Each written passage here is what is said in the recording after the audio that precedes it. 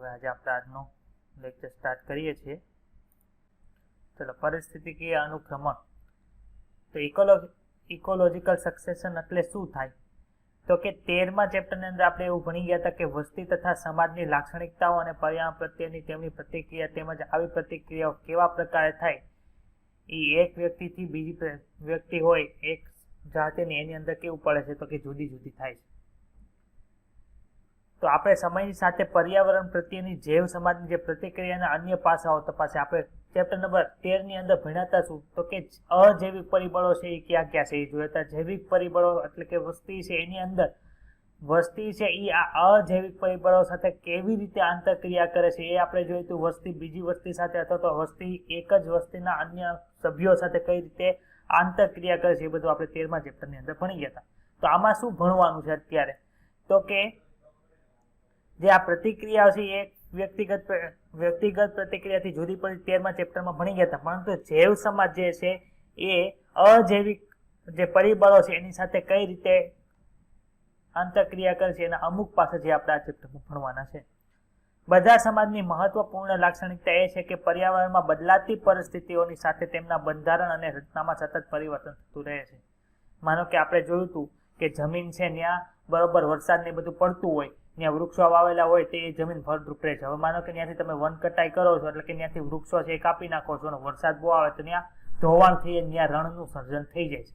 તો ફળદ્રુપ જમીન છે એ પણ રણની અંદર પરિવર્તિત થઈ કોના આધારે તો કે બદલાતી પરિસ્થિતિઓને આધારે છે એનું બંધારણ અને એની રચના છે ફેરફાર પામે છે. આ પરિવર્તન કેવું હોય છે તો કે શ્રેણીબદ્ધ અને ક્રમબદ્ધ તથા ભૌતિક પર્યાવરણમાં થતા ફેરફારને સમાંતર હોય છે. તમને એમ પૂછી શકે કે જે બદલાતી પરિસ્થિતિઓના આધારે જે બંધારણની રચનામાં ફેરફાર થાય છે એ નીચેનાથી કોને સમાંતર હોય છે તો કે શ્રેણીબદ્ધ ક્રમબદ્ધ અને ભૌતિક પર્યાવરણમાં થતા ફેરફારને સમાંતર હોય છે. ખબર પડી? તો કે અમુક વૃક્ષો હોય એને તમે કટ કરો છો તો ત્યાં શું થાય તો કે વરસાદનું ધોવાણ થાય છે, એના લીધે ફળદ્રુપ જમીન જે છે એની ફળદ્રુપતા ઘટે છે. એવું નથી થતું કે ડાયરેક્ટ તમે ઝાડ કાપો એનું ધોવાણ ન થાય એના આધારે ડાયરેક્ટ રણ બની જાય, એવું નથી થતું. ક્રમબદ્ધ પ્રક્રિયા થાય, શ્રેણીના આધારે પ્રક્રિયા થાય કે વન કાપ્યું પછી વરસાદ પડ્યો એટલે ધોવાણ થયું એટલે બધી જે ફળદ્રુપ માટી ઉપરના જે પડ હતી એ બનતા જે લાખો વર્ષો થયા હતા એ બધી ધોવાઈ ગઈ, બીજી જગ્યાએ જતી રહી. એના આધારે પછી રણ બનવાની જે છે પ્રોસેસ એ શરૂ થાય છે. તો આ પ્રકારનો ફેરફાર છે તે એક એવા સમાજનું નિર્માણ કરે છે જે પર્યાવરણ સાથેના સંતુલનની નજીક હોય છે. તેને ચરમ સમાજ અથવા ક્લાઇમેટ કમ્યુનિટી તરીકે ઓળખવામાં આવે છે. આપેલ ક્ષેત્રમાં જાતિના બંધારણમાં થતા ક્રમશઃ અને ધારી શકાય તેવા ફેરફારોને પરિસ્થિતિકીય અનુક્રમણ એટલે કે ઇકોલોજીકલ સક્સેશન તરીકે ઓળખવામાં આવે. માનો કે કોઈ જગ્યાએ લાવા પડ્યો છે તો લાવા છે એમને પડ્યો રહેતો નથી. જેમ જેમ સમય વીતશે એમ એના પર્યાવરણ જ્યાં જેવો છે એના આધારે ત્યાં એવી વસ્તીઓ છે એ વિકાસ પામશે કે ત્યાં એક પ્રકારનું જૈવિક સમાજ છે નિર્માણ પામે. એને શું કહેવાય તો કે ક્લાઇમેક્સ કમ્યુનિટી એટલે કે ચરમ સમાજ તરીકે ઓળખવામાં આવે. આજે આખી પ્રોસેસ એને શું કહેવાય પરિસ્થિતિકીય અનુક્રમણ તરીકે ઓળખવામાં આવે. અનુક્રમણ દરમિયાન કેટલીક જાતિઓ જે તે વિસ્તારમાં વસાહતો સર્જે છે અને તેમની વસ્તી ઘણી સંખ્યામાં વધવા પણ પામે છે, જ્યારે ત્યાં બીજી જાતિઓની વસ્તી ઘટતી જાય છે અને અદ્રશ્ય થઈ જાય છે. આમાં કોઈને કઈ ડાઉટ હોય તો બોલ. ક્લિયર બધાને? સમાજનો સમગ્ર ક્રમ જે આપેલ વિસ્તારમાં સફળતાપૂર્વક અનુક્રમિત થઈ રીતે પરિવર્તિત થાય છે તેને શું કહેવાય છે? ક્રમક અથવા તો શેરે તરીકે ઓળખવામાં આવે છે. આ વર્ડ ખાસ યાદ રાખજો, શેરે અથવા તો ક્રમક. આપણે નીચે હમણાં આકૃતિ જોશો એટલે તમને ખબર પડશે. જો આ તમને બતાય છે એ શું છે તો કે એક જગ્યાએ ખાલી જમીન હતી, ત્યાં વરસાદ આવ્યો એટલે પાણી ભરાણું. હવે ત્યાં પાણી ભરાયેલું છે ખાલી આમનામ નથી રહેતું, થોડીક પાણી હશે તો શું કહીએ, પણ જેમ જેમ પાણી માનો કે તળાવ જેવું બની ગયું તો ત્યાંથી શું થાય છે તો કે ત્યાંથી થોડાક નિમગ્ન વનસ્પતિ અવસ્થા આવે. ત્યાંથી પાછું શું થાય તો કે નિમગ્ન અને મુક્ત તરતી વનસ્પતિ અવસ્થા આવે. એમાંથી શું થાય તો કે એમાંથી અનુભૂમિ અવસ્થા આવે કે નરકુલ અવસ્થા, એટલે કે એમાં છે થોડાક ઉપર તરતાય હોય, નીચે જમીન ઉપર આવેલા વૃક્ષો હોય અને આખા વનસ્પતિ એવી હોય કે જે પાણીની બહાર પણ નીકળતી હોય, એવી નરકુલ અવસ્થા આવે. પછી શું થાય છે તો કે ઘાસમાં ભીની અવસ્થા એટલે ઘાસના મેદાની જેવી અવસ્થા બને છે અને છેલ્લે છે એ ઝાડી ઝાંખરામાં આવી અવસ્થા બને છે. પાણી વાળું છે એ બધું સુકાઈ જાય અને છેલ્લે પછી જંગલની અંદર નિર્માણ પામે છે. એટલે કે આ બધા આપણે ડીપમાં ભણવાનું જ છે, હમણાં ઉપર લખેલું જ છે, પરંતુ થાય છે શું, તો કે વનસ્પતિ પ્લવક ધરાવતી અવસ્થામાંથી નિમગ્ન વનસ્પતિ અવસ્થા આવે, નિમગ્ન વનસ્પતિ અવસ્થામાંથી નિમગ્ન મુક્ત તરતી વનસ્પતિ અવસ્થા પણ આવે. તો આ બધા છે ક્રમની અંદર આવે છે, એટલે શું કહેવાય, ક્રમક અથવા તો શ્રેય તરીકે ઓળખવામાં આવે. ખબર પડી લાઈનની? વ્યક્તિગત પરિવર્તનશીલ સમુદાયોને ક્રમિકી અવસ્થાઓ એટલે કે જેને અલગ અલગ આપણે સ્ટેજ જોયા હતા એને શું કે ક્રમિકી અવસ્થાઓ અથવા તો ક્રમિકી સમાજ તરીકે ઓળખવામાં આવે છે. અનુક્રમિત ક્રમિકી અવસ્થાઓમાં સજીવની જાતિઓની અંદર ભિન્નતા, જાતિ અને સજીવની સંખ્યામાં વધારો અને તેની સાથે કુલ જૈવભારમાં વધારો જેવા પરિવર્તનો થાય છે. તમને ખબર પડી જાતિઓની ભિન્નતા નીચે આપણે આકૃતિ જોઈ તેમાં હતી.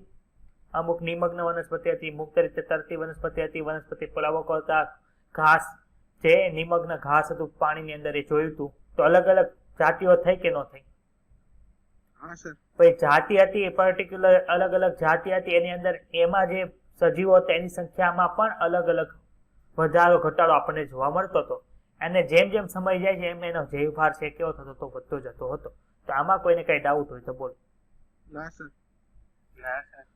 વિશ્વમાં પ્રવર્તમાન સમાજો ધરતી પર જીવનની શરૂઆત થઈ ત્યારથી લાખો વર્ષોના અનુક્રમણના પરિણામ સ્વરૂપે રચાયા છે. અત્યારે જે આપણને સમાજો બતાય છે એ આપણે જોઈ ગયા કે કેટલા વર્ષો પહેલા પૃથ્વી બની તેમ ધીમે ધીમે ધીમે ધીમે ધીમે ધીમે એમાં અનુક્રમણ થતું ગયું.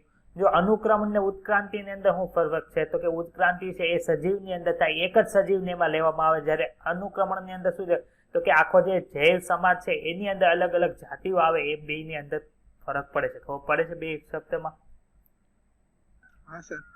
વાસ્તવિક રીતે અનુક્રમણ અને ઉત્ક્રાંતિ જે તે સમયે સમાંતર પ્રક્રિયાઓ હતી. આ લાઈન સમજાણ? અનુક્રમણ થતું હોય ત્યારે પર્ટિક્યુલર સજીવની અંદર એ વિકાસ પામતો હોય, અત્યારે શું છે અનુક્રમણ થાય છે સાથે સાથે એની ઉત્ક્રાંતિ પણ થાય છે. આથી અનુક્રમણ એક એવી પ્રક્રિયા છે જે જગ્યાએ તે શરૂ થાય છે ત્યાં કોઈ સજીવો હોતા નથી, અથવા તો એવો કોઈ વિસ્તાર કે જ્યાં ક્યારેય પણ કોઈ સજીવનું અસ્તિત્વ ન રહ્યું હોય. માનો કે આપણે લાવાનું જોયું હતું, તો કે લાવા અત્યારે આવ્યો છે જ્વાળામુખીમાંથી ફાટીને બહાર આવ્યો, એટલે ત્યાં અત્યારે કોઈ પણ પ્રકારની વસ્તુ એટલે કે કોઈ પણ પ્રકારના સજીવો છે એ રહેતા નથી, અથવા તો ત્યાં કોઈ પણ સજીવોનું અસ્તિત્વ નથી, કેમ કે ત્યાં એટલું ટેમ્પરેચર વધારે છે કે ત્યાં કોઈ સજીવ જીવી શકતા નથી. પરંતુ જેમ જેમ સમય જશે તેમ તેમ શું થાય, તો કે આપણે જે પાણીની અંદર અલગ અલગ વનસ્પતિઓ આવીને એના આધારે આખું જંગલનું નિર્માણ થયું, એવી રીતે અલગ અલગ સ્ટેજ અલગ અલગ ક્રમક ને આધારે છે ત્યાં જૈવ સમાજનું નિર્માણ થાય છે. ઉદાહરણ તરીકે ખુલ્લા ખડક કે કોઈ એવા વિસ્તારો કે જ્યાં પહેલા ક્યારેય પણ સજીવો અસ્તિત્વમાં હતા પણ કોઈ પ્રકારે તેઓ બધા જ નાશ પામ્યા હોય.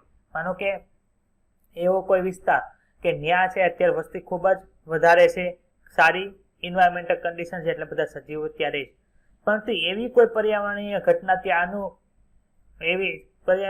ત્યાં થઈ એના આધારે બધા સજીવો ત્યાં નાશ પામ્યા, એટલે કે ત્યાં પહેલા જીવન હતું પરંતુ પર્યાવરણ કન્ડિશનને લીધે છે ત્યાં અત્યારે સજીવો છે એ બધા લુપ્ત થઈ ગયા છે.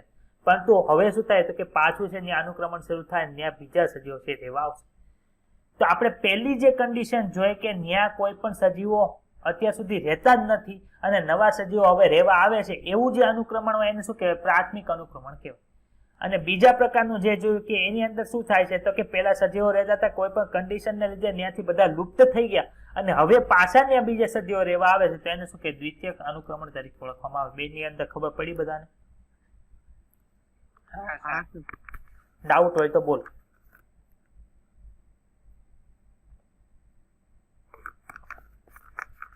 છે ડાઉટ? ના સર. તો ચાલો પ્રાથમિક અનુક્રમણનું એક્ઝામ્પલ જોઈએ, દ્વિતીયક અનુક્રમણનું એક્ઝામ્પલ જોઈએ. તો કે પ્રાથમિક અનુક્રમણ છે એ થાય ક્યાં, તો કે નવો ઠંડા પડેલો લાવા, કે લાવા છે જે હવે ઠંડો પડતો જાય છે, ત્યાં કોઈ સજીવ નહોતા, હવે સજીવો ત્યાં આવશે.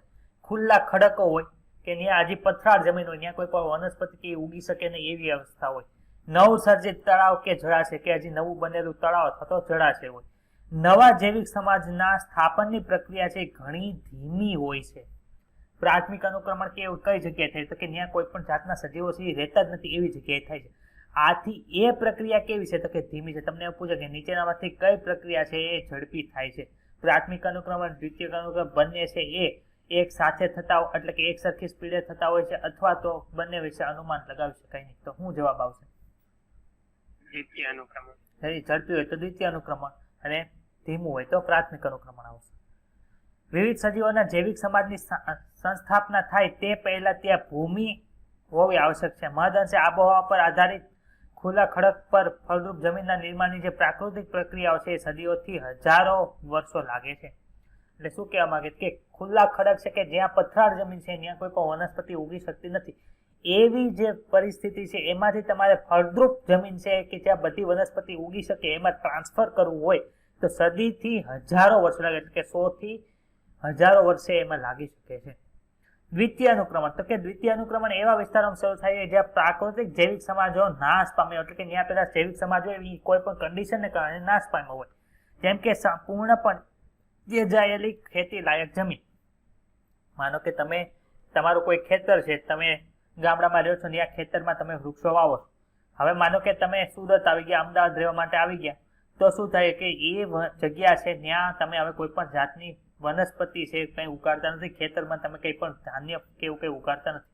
તો 5-10 વર્ષ તમે ત્યાં સુરત કે અમદાવાદ કે ગમે ત્યાં રહ્યો છો ને પછી તમે પાછા તમારા ગામડે એટલે કે દેશમાં જાઓ છો તો ત્યાં શું થાય કે ત્યાં હવે તમારે જમીન ઉગાડ્યું, જમીનની અંદર તમારે ધાન્ય પાક ઉગાડવા હશે તો ત્યાં વાર લાગશે નહીં. શું કામ કે પહેલા તમે ત્યાં ઉગાડતા.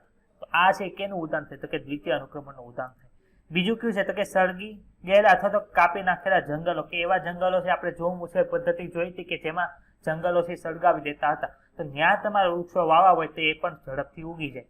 પૂરથી પ્રભાવિત જમીન કે તમે કોઈ પણ જગ્યાએ રહો છો દરિયા કિનારા પ્રદેશમાં, ત્યાં પૂર આવ્યો એટલે ત્યાં પાણી થઈ ગયું, એટલે હવે ત્યાં જે વનસ્પતિઓ હતી એ બધી નાશ પામી, પરંતુ હવે તમારે પાછું પૂર વયું જાય, પાણી ઓસરી જાય, પછી ત્યાં તમારે જમીન પર વૃક્ષો ઉગાડો તમે ઝડપથી ઉગાડી શકો છો, જેથી કરીને કેટલીક માટી કે અવસાધન તેમાં હાજર હોય છે. અને દ્વિતીય અનુક્રમણની જે પ્રક્રિયા છે પ્રાથમિક અનુક્રમણ કરતા કેવી હોય છે, ઝડપી હોય છે. પરિસ્થિતિકીય અનુક્રમણનું વર્ણન સામાન્યતઃ વાસ્તવિક વાનસ્પતિક સમૂહોના પરિવર્તન પર ધ્યાન કેન્દ્રિત કરે છે. વાનસ્પતિક સમૂહનું પરિવર્તન વિવિધ પ્રકારના પ્રાણીઓ માટે ખોરાક તથા આશ્રય સ્થાનને પ્રભાવિત કરે છે. માનો કે એક જાતની વનસ્પતિ છે અહીંયા ઉગે છે તો એની આધારે એની ઉપર નભનારા જે પ્રાણીઓ છે એને ખાતા જે પ્રાણીઓ છે એને નિવાસ કરશે, પરંતુ જે વનસ્પતિ છે એ જ બદલી જાય છે, જ્યાં બીજી પ્રકારની વનસ્પતિ છે એ ઉગવા મળે છે, તો શું થાય છે તો કે એને ખાનારા જે પ્રાણીઓ છે એની ખોરાક અને આશ્રય સ્થાન છે પ્રભાવિત થાય. ખબર પડી આ લાઈન? આથી જેમ જેમ અનુક્રમણ છે એ ફેરફાર પામે એટલે કે આગળ વધે તેમ તેમ એની ઉપર નભનારા જે પ્રાણીઓની જે સંખ્યા છે, એના પ્રકાર છે અને એના વિઘટકો છે એ પણ બદલાઈ જાય છે. કોઈ પણ સમય દરમિયાન પ્રાથમિક અને દ્વિતીયક અનુક્રમણને કુદરતી કે માનવ પ્રેરિત ખરેલ દ્વારા અનુક્રમણની ચોક્કસ ક્રમક અવસ્થાને તે પહેલાની અવસ્થામાં તબદીલ કરી શકાય છે. આવા પ્રકારની ખલેલોથી એવી નવી સ્થિતિઓ નિર્માણ પામે છે કે જેમાં નવી કેટલીક જાતિઓને વિકાસ પામવા માટે પ્રોત્સાહન મળે છે અને અન્ય કેટલીક જાતિઓ છે એ ખસી જાય છે, એટલે કે ડિસ્કરેજ અથવા તો એલિમિનેટ થઈ જાય છે. એટલે કે શું કહેવા માંગે તો કે આપણે ખબર છે કે જે પ્રાથમિક અનુક્રમણ છે જે કુદરતી રીતે થાય છે એમાં શું થાય તો કે ધીમે ધીમે થાય છે, પરંતુ માનવ એમાં જો ખલેલ કોઈ ઉત્પન્ન કરે તેમાં શું થાય તો કે અમુક પ્રોસેસ છે એ ઝડપથી થવા અને અમુક પ્રોસેસ ધીમી થઈ જાય છે. તો એને લીધે શું થાય તો કે અમુક જાતિઓ છે એને ઉગવા માટે વધારે પ્રોત્સાહન મળશે, અમુક જાતિઓ છે એને નુકસાન થાય, એટલે એ કેવી થઈ તો કે નાશ પામી જાય છે. ક્લિયર? હા સર. ચાલો હવે આપણે ભણવાનું છે વનસ્પતિઓનું અનુક્રમણ છે એ આપણે ભણવાનું છે. તો વનસ્પતિના અનુક્રમણની અંદર છે શું તો કે આપણને ખબર છે વનસ્પતિ બે પ્રકારની, એક તો જમીન ઉપર એ ઉગતી હોય ને એક તો પાણીમાં ઉગતી હોય, તેના આધારે છે એના પ્રકારો છે ભણી. તો કે નિવાસ સ્થાનો, નૈસર્ગિક નિવાસ સ્થાનોની પ્રકૃતિ પર આધારિત ભલે તે પાણી હોય કે શુષ્ક વિસ્તાર હોય, વનસ્પતિના અનુક્રમણને અનુક્રમે જળ આરંભી અથવા તો શુષ્ક આરંભી તરીકે ઓળખવામાં આવે છે. જળ આરંભી એટલે કે શું થાય અને શુષ્ક આરંભી શું થાય આપણે નીચે ભણીએ.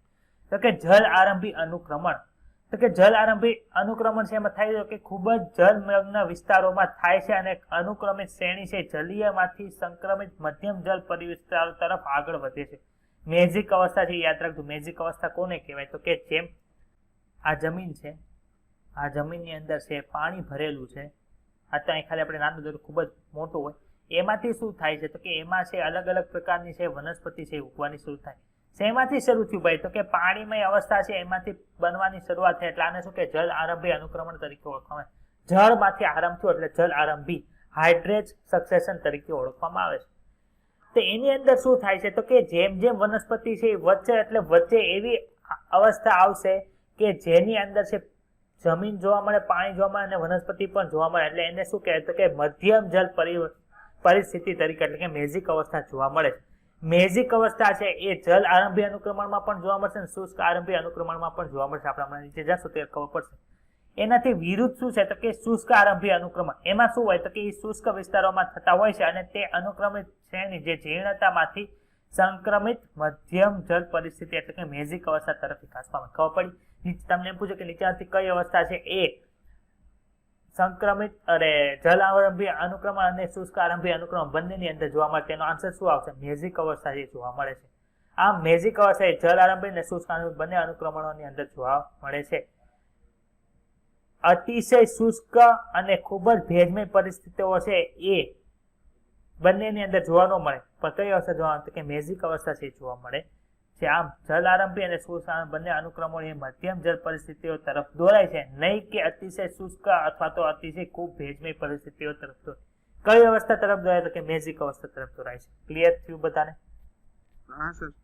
હા સર. ચાલો હવે જાતિની વાત થઈ. કઈ જાતિની વાત થાય છે? તો કે જાતિ જે ખુલ્લા વિસ્તાર પર અનુક્રમિત થાય છે તેને શું કે? સ્થાપક જાતિ અથવા તો પાયાની જાતિ અથવા તો પાયોનિયર સ્પીસીસ તરીકે ઓળખવામાં આવે છે. શું કહેવામાં? તો કે ખડકો છે ત્યાં અત્યારે ડાયરેક્ટ આવૃત બિદારી કે અનાવૃત બિદારી ડાયરેક્ટ ઉગી શકે નહીં, તો ત્યાં જે જાતિ દ્વારા પેલા સ્થાપન થાય એને શું કહેવાય છે? તો કે એને સ્થાપક જાતિ અથવા પાયોનિયર સ્પીસીસ અથવા તો પાયાની જાતિ તરીકે ઓળખવામાં. સર એક્ઝામ્પલ આપો. તો કે લાઇકેન છે એ ખડકો પર સૌ પ્રથમ પ્રાથમિક અનુક્રમણ કરે છે. લાઇકન આપણે ભણી ગયા. લાઇકન કોને કહેવાય? ફૂગ વત્તા લીલનું સહજીવન. હા, ફૂગ વત્તા લીલનું જે સહજીવન છે એને લાઇકન તરીકે ઓળખવામાં આવે છે. તમને એવું પૂછે લાઇકેનનું ઇમ્પોર્ટન્સ જણાવો, તો કે પ્રાથમિક અનુક્રમણ કે જે ધીમી પ્રોસેસ છે એમાં પાયાની જાતિ તરીકે છે લાઇકેન છે ઉપયોગી છે. શું કામ ઉપયોગી છે? તો કે ઈ ખડકને પીગાળવા માટેના શું કરે છે? તો કે એસિડનો સ્ત્રાવ કરે છે અને અપક્ષય એટલે કે જે ખડકો છે એને ઓગાળવાની જે છે એ ક્રિયા કરે છે અને તેની જગ્યાએ ભૂમિ નિર્માણનું છે એ સહાય કરે છે. ભૂમિ નિર્માણની અંદર સહાય કરે છે. ખબર પડી? આપણને ખબર છે પથરાળ વિસ્તાર હોય તો પથરાળ વિસ્તાર ઉપર કોઈ પણ વનસ્પતિને ઉગવું હોય તો ઉગી શકે નહીં. શું કામ? તો કે એના મૂળ છે અંદર ન જઈ શકે અને એમાંથી પોષણ છે મેળવી શકે નહીં. પણ લાઇકેન છે શું કહેતો? કે લાઇકેન છે એને પાયાની જાતિ તરીકે વર્તે છે ને એસિડનો સ્ત્રાવ કરે, જેને લીધે શું થાય કે જે ખડક છે એ પીગળવાના સ્ટાર્ટ થાય છે અને એના આધારે છે ભૂમિ નિર્માણની જે પ્રક્રિયા છે આગળ વધે છે.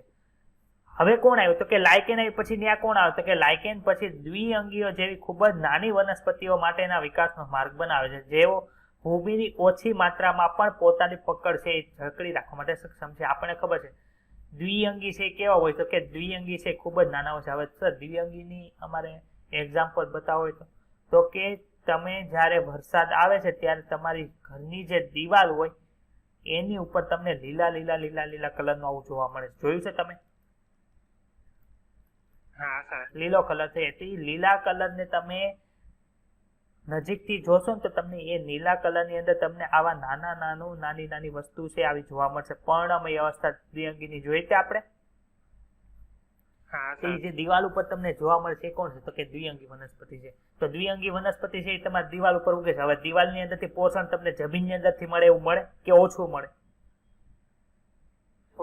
ઓછું મળતું હોય તે ત્યાં ઉગે છે. એટલે આમાં ખબર પડે છે હવે કે લાઇકેન પછી કોણ આવ્યું? તો કે દ્વિઅંગી આવ્યું. દ્વિઅંગી કેવી છે? કે એને જમીનમાંથી જ તે પોષણ મેળવવું પડે એવું જરૂરી નથી. બીજી જગ્યાએથી પણ થોડુંક પ્રમાણની અંદર છે પોષણ મેળવી શકે છે. જો એટલે ભૂમિની ઓછી માત્રા પણ પોતાની પકડ છે જકડી રાખવા માટે સક્ષમ છે. ક્લિયર? સમયની સાથે મોટી વનસ્પતિઓ દ્વારા સફળતાપૂર્વક તેનું સ્થાન લેવાય. એટલે કે પછી જેમ જેમ સમય જાય છે એમ એ ખડકમાંથી ભૂમિ નિર્માણ થતું જાય, પછી એમાં દ્વિઅંગી ત્યાંથી નાશ પામતી જાય અને ત્યાંથી મોટી વનસ્પતિઓ છે તે ત્યાં આવે છે. પછી કેટલીક અવસ્થા છે એમાંથી પસાર થઈને અંતે એક અવસ્થા જે આવે છે જે સ્થાયી હોય છે એને શું કહેવાય? ચરમ અવસ્થા તરીકે ઓળખવામાં આવે છે. એટલે કે ચરમ અવસ્થા વન સમાજનું નિર્માણ થાય છે. જ્યાં સુધી પર્યાવરણ બદલાતું નથી ત્યાં સુધી ચરમ અવસ્થા સમાજ છે લાંબા સમય માટે સ્થાયી રહે છે. માનો કે તમે કોઈ પણ જગ્યાએ જંગલ જોવો છો, તે જંગલ છે પહેલેથી ત્યાં જંગલ ત્યાં અમુક પ્રકારની અનુક્રમણની પ્રક્રિયા થઈને પછી છે આ જંગલ છે રહ્યું. હવે જંગલ છે એને શું કહેતો? કે ચરમ અવસ્થા તરીકે ઓળખવામાં, એટલે કે સ્ટેબલ ક્લાઇમેક્સ, અથવા તો આપણે ઉપર એક શબ્દ જોયો હતો ચરમ સમાજ ક્લાઇમેક્સ કોમ્યુનિટી એને તરીકે ઓળખવામાં આવે છે. હવે થાય છે શું તો કે જ્યાં જ્યાં લગી હવે કોઈ આગ લગાડશે નહીં અથવા તો બહુ વરસાદ આવશે નહીં ત્યાં લગી શું રહે તો કે સ્થાયી રહી છે. ખબર પડે છે આ? હા સર. સમયની સાથે સાથે શુષ્કોદ્ભિદ વસવાટ છે એ મધ્યોદ્ભિદ વસવાટની અંદર ફેરવાઈ જાય છે. કયો? શુષ્કોદ્ભિદ એટલે કે પથરાળ વિસ્તાર છે કે ત્યાં કોઈ પણ જાતની વનસ્પતિ નથી, એ કેમાં ફેરવાઈ જાય છે તો કે મધ્યોદ્ભિદ વસવાટની અંદર ફેરવાઈ જાય છે. પાણીની અંદર પ્રાથમિક અનુક્રમણ જોઈએ તો કે પાણીની અંદર પ્રાથમિક અનુક્રમણમાં નાના વનસ્પતિ પ્લવકો છે, પાયાની જાત અથવા તો પાયોનર સ્પીસીસ કહેવાય. પથરાળની અંદર કોણ પાયોનર સ્પીસીસ હતું બોલો તો? લાઇકેન હતું. હવે આની અંદર કોણ છે તો કે આની અંદર જે છે વનસ્પતિ પ્લવકો છે એ આપણને જોવા મળે છે. કોની અંદર તો કે પાણીની અંદર. જેવો સમય જતા નિમજ્જિત વનસ્પતિઓ દ્વારા પ્રસ્થાપિત થાય એટલે કે જે નાના વનસ્પતિ પ્લવકો તેની જગ્યાએ કોણ આવી ગયું તો કે નિમજ્જિત એટલે કે ડૂબેલી વનસ્પતિઓ આવી. ડૂબેલી વનસ્પતિઓ પછી કોણ આવે તો કે મુક્ત રીતે તરતી વનસ્પતિઓ આવે, પછી મૂળધારી તરતી વનસ્પતિ આવે જે આવૃત બીજધારી છે. ત્યારબાદ નરકુલ અવસ્થા અને ઘાસમય ભીની જમીન, પછી જાડી ઝાંખરામય અવસ્થા અને અંતે વૃક્ષો પ્રસ્થાપિત થાય છે. એટલે આ રીતે તમારે યાદ રાખવાનું કે પેલા કઈ અવસ્થા હતી ત્યાંથી ક્રમ યાદ રાખવાનો છે. તો કે વનસ્પતિ પ્લવકો આવ્યા, વનસ્પતિ પ્લવકોમાંથી જે નિમજ્જિત વનસ્પતિઓ આવી, ત્યાંથી મૂળધારી જે તરતી વનસ્પતિઓ આવી, એની પછી નરકુલ અવસ્થા આવી, ઘાસમય ભીની જમીન આવી, જાડી ઝાંખરામય અવસ્થા આવી અને છેલ્લે કોણ આવે છે તો કે વૃક્ષો આવે છે. જો અહીં નરકુલ અવસ્થા એટલે શું તો કે સર નરકુલ અવસ્થા એટલે આ આકૃતિને જે અંદર દર્શાવ્યું છે એ નરકુલ અવસ્થા કે પછી કોણ આવે તો કે જાડી ઝાંખરાવાળા ઘાસમય મેદાન જેવું થઈ જાય ને છેલ્લે એની અંદરથી જંગલ છે તે પરિવર્તિત થાય છે. જંગલ જ ત્યાર પછીનો ચરમાવસ્થા સમુદાય કોઈ હોઈ શકે છે. એટલે કે મેઇન કોણ છે તો કે છેલ્લો ચરમાવસ્થા તરીકે કોણ આવે છે તો કે જંગલ આવે છે. એટલે કે પાણીમાંથી કેવું થઈ ગયું તો કે જમીન છે એ ત્યાં બની ગઈ છે. સમય સાથે જળ સંગ્રહ સ્થાન છે એ સ્થળ જ નિવસન તંત્રમાં પરિવર્તિત થાય છે. આમાં ક્લિયર બધાને? કોઈ ડાઉટ હોય તો બોલ. ના સર. દ્વિતીયક અનુક્રમણમાં જાતિનું અનુક્રમણ ભૂમિની સ્થિતિ, પાણીની ઉપલબ્ધિ, પર્યાવરણ કે તથા તેમાં બીજ કે તેમાં રહેલા અન્ય પ્રાંકુરો પર આધારિત હોય છે. તમને પૂછે છે કે દ્વિતીય અનુક્રમણની અંદર છે નીચેનામાંથી કઈ કઈ વસ્તુઓ છે એ અસર કરે છે. પછી એમાં લખ્યું જાતિનું અનુક્રમણ છે, ભૂમિની સ્થિતિ છે, પ્રાણીની ઉપલબ્ધિ છે, પર્યાવરણ છે, બીજ કે તેના અંદરના પ્રાંકુરો છે, પ્રકાશ છે, એવું બધું લખી દે. તમને પૂછ્યું ઉપરનામાંથી કેટલા એમાં અનુક્રમણ છે તો કે 2, 3, 5 અને 6 આવી રીતે લખ્યું હોય તો તમે આ બધા ખબર હોય. જાતિનું અનુક્રમણ 1 હતું, ભૂમિની સ્થિતિ હતી, પાણીની ઉપલબ્ધિ, પર્યાવરણ હતું, બીજ અને એમાં રહેલા પ્રાંકુરો છે. 5 વસ્તુ આવે તો આનો આન્સર 5 આવે. ખબર પડે છે? આવા પ્રશ્ન ડિફિકલ્ટ કરવા હોય તો થાય છે. સહેલી વસ્તુ એમાંથી ડિફિકલ્ટ કરવું હોય તો આવી રીતે થાય. બાય આખી આઉટ ઓફ એનસીઆરટી નો મૂકીને ડિફિકલ્ટ કરે નહીં. ખબર પડે બધાને? હા સર.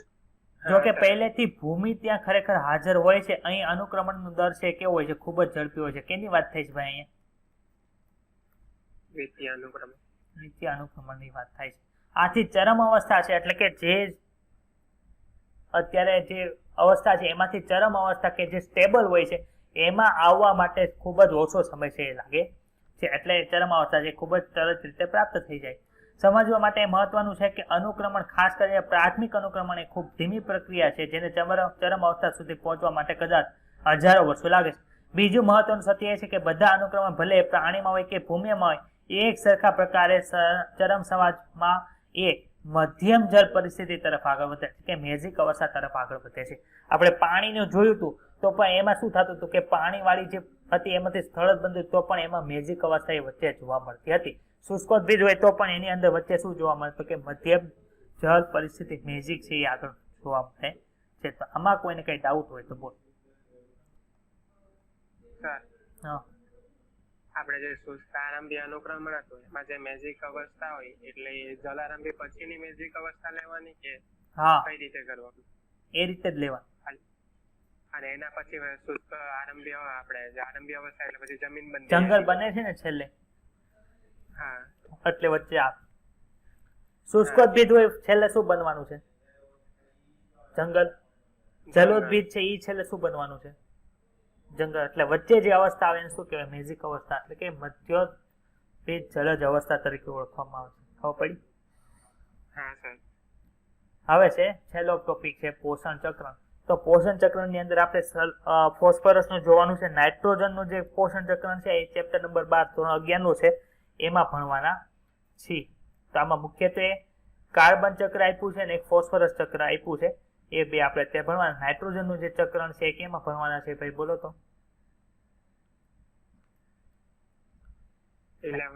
11th ના ચેપ્ટર નંબર 12 ની અંદર. તમે ધોરણ 11 માં અભ્યાસ કર્યો કે સજીવોને વૃદ્ધિ, પ્રજનન અને વિવિધ દૈહિક ક્રિયાનું નિયમન કરવા માટે સતત પોષકોના પુરવઠાની આવશ્યકતા રહે છે.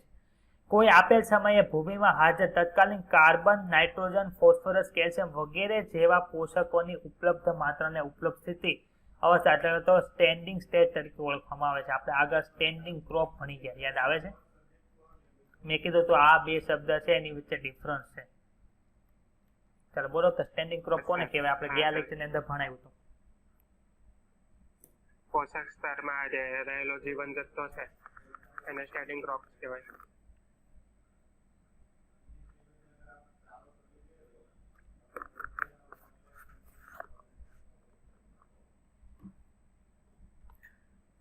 આપેલ એરિયાની અંદર જેટલો જૈવ ભાર ઉપલબ્ધ હોય એને શું કહેવાય? તો કે સ્ટેન્ડિંગ ક્રોપ કહેવાય. અને એ એરિયાની અંદર કાર્બન, નાઇટ્રોજન, ફોસ્ફરસ, કેલ્શિયમ જેટલું ભૂમિની અંદર હાજર છે એને શું કહેવાય છે? સ્ટેન્ડિંગ સ્ટેટ તરીકે ઓળખવામાં આવે છે. ખબર પડી બધાને બે વચ્ચે શું ફરક છે? હા સર. તે જુદા જુદા પ્રકારના નિવસન તંત્રોમાં જુદી જુદી હોય છે અને ઋતુ પર પણ આધારિત હોય છે. તો આ લાઈનની અંદર કઈ અઘરું છે નહીં. એ સમજવું અગત્યનું છે કે પોષકો કે જેઓ નિવસન તંત્રમાંથી ક્યારેય સંપૂર્ણપણે દૂર થતા નથી, પરંતુ વારંવાર તેનું પુનઃચક્રણ પામે છે. માનો કાર્બન ડાયોક્સાઇડનું જોઈએ તો આપણે માનો કે વાહનમાં અંદર છે એમાં શું થાય? તો કે એમાં ઈંધણનું દહન થાય, કાર્બન ડાયોક્સાઇડ આવ્યું. તો ઈ કાર્બન ડાયોક્સાઇડનું શું થાય? તો કે ઈ કાર્બન ડાયોક્સાઇડ છે એ વનસ્પતિ દ્વારા સ્થાપન પામે છે.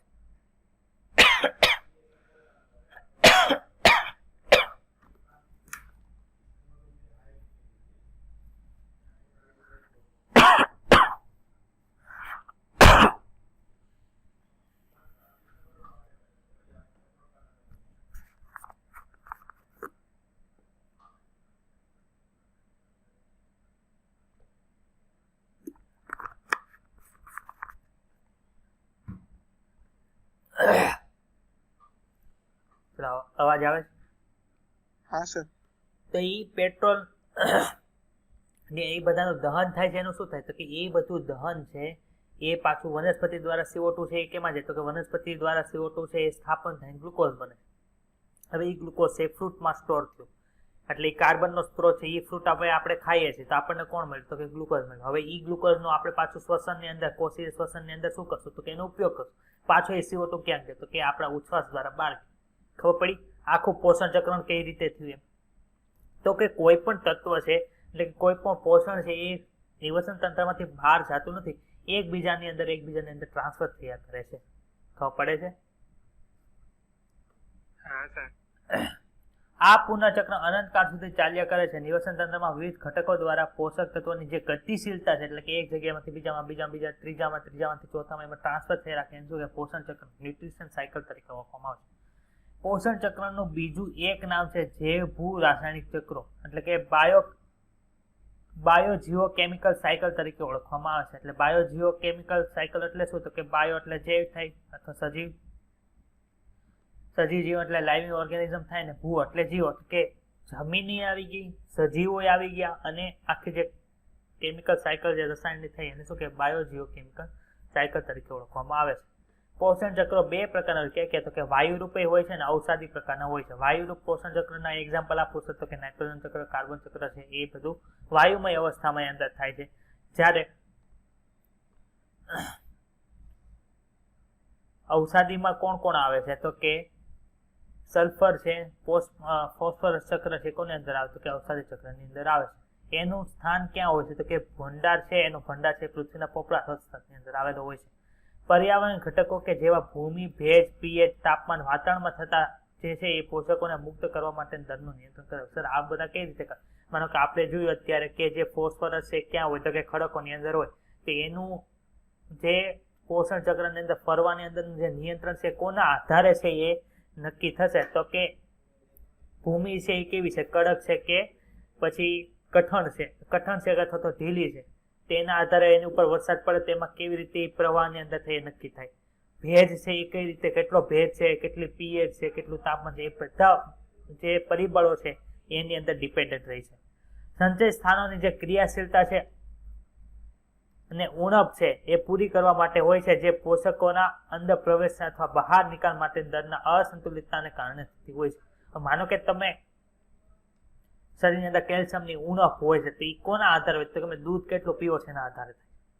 એમાંથી કેલ્શિયમ છે કેટલું હાડકાની અંદર સ્ટોર થાય છે એના આધારે થાય. એટલે કે તમે અંદર કેટલું રાખો છો, કેટલું બહાર જાય છે એના આધારે એની ઉણપ છે અથવા તો એની અંદર ક્રિયાશીલતા વધારે છે એનું ડિસાઇડન્ટ થાય છે.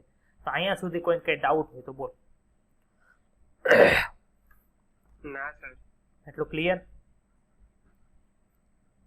હા સર.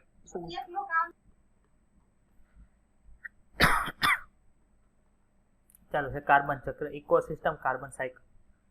તો કે જ્યારે સજીવની ઉપરની જ અંદર જે તમને આકૃતિ બતાય છે એમાં આકૃતિનો અભ્યાસ કરો તો તમને શું બતાય છે અંદર? આપણે વાત કરી, ખાલી કેટલું કર્યું હતું? તો કે વાતાવરણની અંદર CO2 પ્રકાશ સંશ્લેષણની અંદર જાય, એ અહીંથી જાય, અહીંથી પછી સજીવ ખાય, સજીવમાંથી પાછું CO2 ઉપર જાય. વાહનોના જે ઈંધણ હોય એનાથી જાય, કે આ વીજળી એનાથી CO2 વાતાવરણની અંદર થાય છે. આપણે પછી ખાઈ લીધું એટલે શ્વસન થયું, શ્વસન ને વિઘટનના આધારે પાછું ક્યાં જાય છે? તો કે CO2 વાતાવરણની અંદર જાય છે. પ્રકાશ સંશ્લેષણ દ્વારા આહાર શૃંખલાની અંદર જાય છે. પાણીની અંદર CO2 હોય, સડતા સજીવોને એની આધારે એનું વિઘટન થાય, એ પણ પાછા CO2 અહીંયા મુક્ત કરે.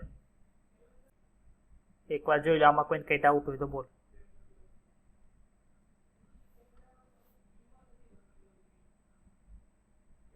સમજાઈ જાય એટલે કેજો.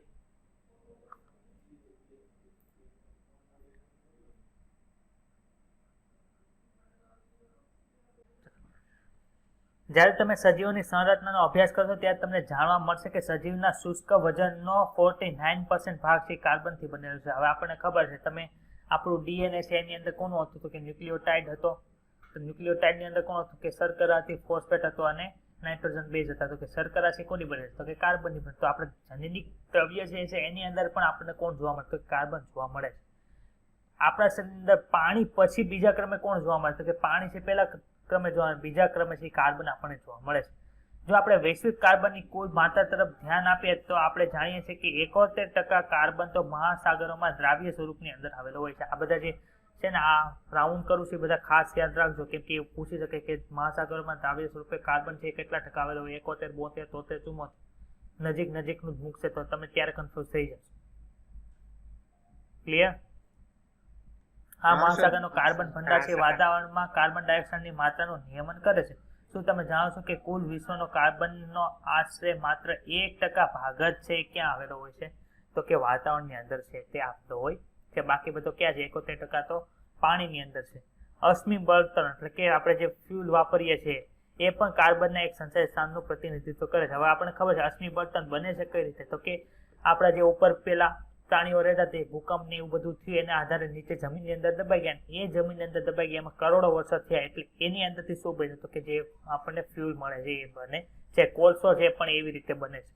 વાતાવરણ ને મહાસાગર દ્વારા તથા જીવંત અને મૃત જીવો દ્વારા કાર્બનનું ચક્રીયકરણ છે થાય છે. એક અંદાજ પ્રમાણે પ્રકાશ સંશ્લેષણ દ્વારા 4×10⁻13 kg જેટલા કાર્બનનું જીવાવરણમાં વાર્ષિક સ્થાપન થાય છે. તમને એમ પૂછે, એક વર્ષની અંદર જીવાવરણમાં વનસ્પતિ દ્વારા કેટલા કિલો કાર્બનનું સ્થાપન થાય છે? તો કે 4×10⁻13 kg કાર્બનનું સ્થાપન થાય છે. ઉત્પાદકો અને ઉપભોગોની જે શ્વસન ક્રિયા છે, એટલે આપણે જે કોષીય શ્વસન ક્રિયા જેના આધારે આપણને શક્તિ મળે છે, તેના દ્વારા વાતાવરણમાં કાર્બનની મહત્વપૂર્ણ માત્રા જે CO2 સ્વરૂપે છે એ પાછી ફરે છે.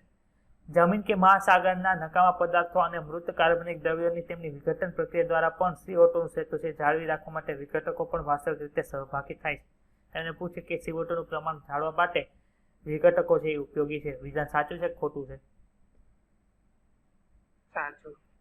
સ્થાપન થયેલા કાર્બનની કેટલીક માત્રા છે અવસાદનની અંદર વ્યય પામે છે અને પરિવહનમાંથી બહાર નીકળી જાય છે, એટલે કે જમીનની અંદર સ્ટોર થતી રહે છે. એટલે એ પાછા આની અંદર છે બહુ જોવા મળે નહીં. લાકડા સળગાવવા, જંગલની આગ, કાર્બનિક દ્રવ્યોનું દહન, અશ્મિ બળતણ, જ્વાળામુખીની ક્રિયાવિધિ વગેરે વાતાવરણમાં કાર્બન ડાયોક્સાઇડની મુક્તિ કરે છે. કાર્બન ચક્રમાં મનુષ્યની પ્રવૃત્તિમાં ખૂબ જ મહત્વપૂર્ણ પ્રભાવ છે. આપણને ખબર છે કાર્બન ચક્રની અંદર ખૂબ જ વાહનોની અંદર ઈંધણોનું દહન થાય છે, એની અંદર CO2 વધે છે. એના આધારે કઈ ક્રિયા થાય તો કે ગ્લોબલ વોર્મિંગની ક્રિયા તો થતી જ હતી, પણ એમાં વધારો થઈ ગયા. એને લીધે ગ્લેશિયર છે એ પીગળે છે અને નદી આપણે જે પાણીની જે નજીકના દરિયા કિનારાના પ્રદેશો છે એ ડૂબતા જાય છે. ઝડપી વનનાશ તથા ઉર્જા તેમજ પરિવહન માટે અશ્મિ બળતણનું સતત દહન છે વગેરેથી વાતાવરણમાં કાર્બન ડાયોક્સાઇડ મુક્ત કરવાના દરમાં નોંધપાત્ર વધારો થાય છે અને એના આધારે ગ્રીન હાઉસ અસર છે એ જોવા મળે છે. આપણે ભણી ગયા ભાઈ? હા સર. હવે લાસ્ટ ટોપિક છે ઇકોસિસ્ટમની અંદર ફોસ્ફરસ સાયકલ. તો ફોસ્ફરસ સાયકલ આપણે ક્યાં જોઈએ? ફોસ્ફરસ સાયકલ આપણને ડીએનએ અંદર જોવા મળે કે ન મળે? ફોસ્ફરસ જોવા મળે ફોસ્ફેટ સ્વરૂપે. પછી એટીપી શું છે તો કે એડિનોસાઇન ટ્રાઇફોસ્ફેટ એક પ્રકારનું ન્યુક્લિયોટાઇડ જ છે, પરંતુ એની અંદર 3 ફોસ્ફેટ છે એ જોડાયેલા હોય. એ ફોસ્ફેટ 2 તૂટે અને આપણને શક્તિ સ્વરૂપે એ ઉર્જા મળે છે. ખબર પડી? એટીપી એડિનોસાઇન ટ્રાઇફોસ્ફેટ શું છે? એક પ્રકારનું ન્યુક્લિયોટાઇડ છે. ખબર પડી? પછી જૈવિક પટલ એટલે કે કોષરસ પટલની અંદર આપણને ફોસ્ફોલિપિડ જોવા મળતું હતું. યાદ આવ્યું? ફોસ્ફોલિપિડ ના લેયર હતું. યાદ આવે છે ને? હા સર.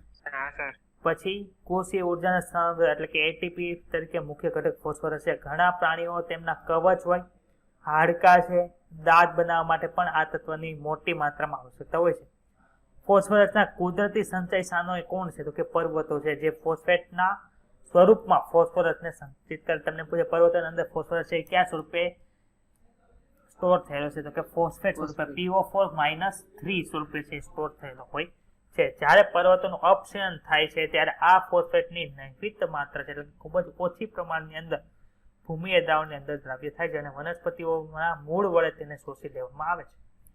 તૃણાહારી અને અન્ય પ્રાણીઓ આ તત્વો વનસ્પતિમાંથી મેળવે છે અને નકામી નિપજો અને મૃત જીવોનું ફોસ્ફેટ છે એ દ્રાવ્યકરણ બેક્ટેરિયા દ્વારા કરે છે અને ફોસ્ફરસ પાછો મુક્ત થઈ જાય છે.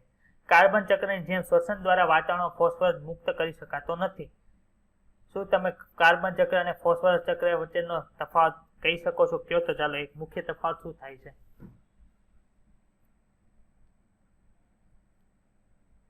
કાર્બન છે એ વાયુ સ્વરૂપે આપણને સક્રિયકરણની અંદર જોવા મળે, જ્યારે ફોસ્ફરસ એ વાયુમય અવસ્થાની અંદર જોવા મળતો નથી. મુખ્ય તફાવત ખબર પડી? આપણે શ્વસન કરીએ છીએ, રેસ્પિરેશન થાય છે એટલે આપણા શ્વાસમાંથી CO2 બહાર નીકળે છે અને વાયુની અંદર જાય છે.